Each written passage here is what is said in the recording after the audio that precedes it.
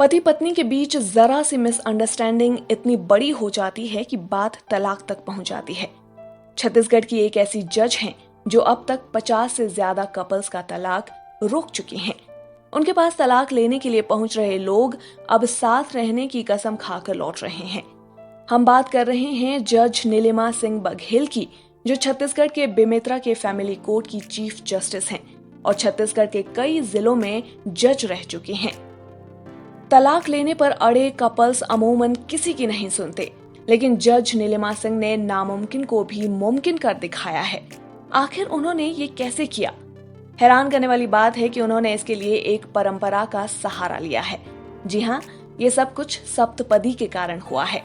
शादी के समय पति और पत्नी अग्नि के चारों तरफ फेरे लगाते हुए 7 वचन लेते हैं।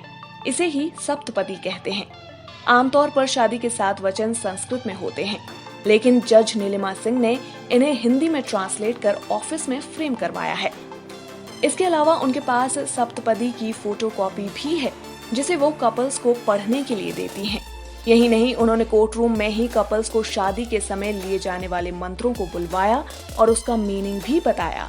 ऐसा करने के बाद ज्यादातर लोगों ने अपनी गलती मानी और कोर्ट रूम में ही रोने लगे। थोड़ी देर बाद उन्होंने खुद को संभाला और फिर अपने परिवार को टूटने से बचा लिया। इस तरकीब से जज नीलिमा सिंह ने 21 सितंबर को ही 2 दर्जन से ज्यादा मामले सुलझा दिए थे। ऐसा ही एक मामला है जिसमें कपल की शादी को 40 साल से ज्यादा बीत चुका था, लेकिन पति पत्नी के बीच विवाद इतना गहरा था कि एक ही घर के अलग अलग कमरों में दोनों रहा करते थे। कोर्ट में सुनवाई के दौरान दोनों पति पत्नी के बीच जमकर विवाद होता था। इस मामले में लोक अदालत में सुनवाई के दौरान जज ने उनकी काउंसलिंग की और शादी के समय लिए गए उन 7 वचनों को दोहराने के लिए कहा। फिर क्या था, अपनी शादी को बचाने के लिए एक साथ मिलकर पति पत्नी कोशिश करने के लिए राजी हो गए और उनकी शादी टूटने से बच गई। सुप्रीम कोर्ट के आदेशानुसार पति और पत्नी के तलाक के बीच 6 महीने का कूलिंग पीरियड होना चाहिए, जिससे दोनों के बीच सुलह की गुंजाइश रहे। हालांकि 90% मामलों में कपल्स अक्सर तलाक ले लेते हैं। जज नीलिमा सिंह की कोर्ट की कहानी बिल्कुल उल्टी है। नीलिमा सिंह की अदालत में आने वाले ज्यादातर दंपतियों में सुलह हो जाती है और वो खुशी खुशी घर वापस लौट जाते हैं।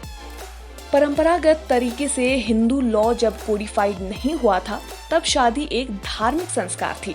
वो शादी रजामंदी से खत्म नहीं हो सकती थी। हिंदू मैरिज एक्ट आने के बाद तलाक का प्रोविजन आया।